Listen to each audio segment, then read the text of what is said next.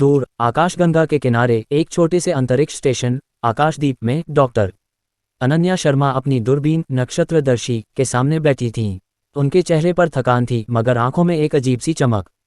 सालों की मेहनत के बाद उनकी टीम ने एक अनोखे ग्रह की खोज की थी, नीलम। ये ग्रह गहरे नीले रंग का था, मानो ब्रह्मांड का कोई रत्न समुद्र और तारों के बीच चमक रहा हो।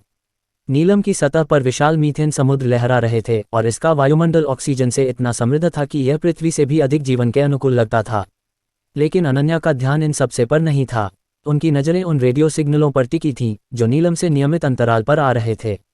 ये सिग्नल कोई संयोग नहीं थे, वे फाइबोनची अनुक्रम में थे, वही गणितीय पैटर्न जो पृथ्वी पर प्रकृति की रचनाओं जैसे फूलों की पंखुड़ियों और समुद्री घोंघों में दिखता है।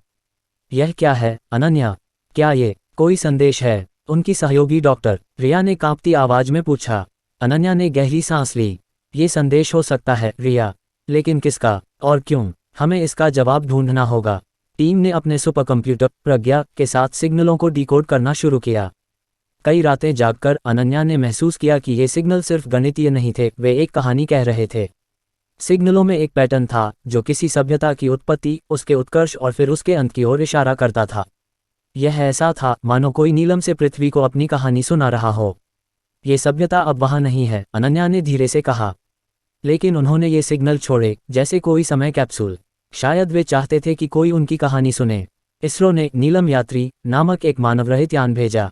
महीनों बाद यान ने तस्वीरें भेजी, विशाल नीले समुद्रों के बीच क्रिस्टल की तरह चमकती संरचनाएं और एक प्राचीन मशीन जो सिग्नल भेज रही थी। मशीन के पास एक शिलालेख था जिसे प्रज्ञा ने डिकोड किया। उसमें लिखा था, हम थे, हमने देखा, हमने बनाया, लेकिन समय ने हमें लील लिया। जो ये पढ़े वह अपने ग्रह को संभाले, क्योंकि ब्रह्मांड में सब कुछ नश्वर है।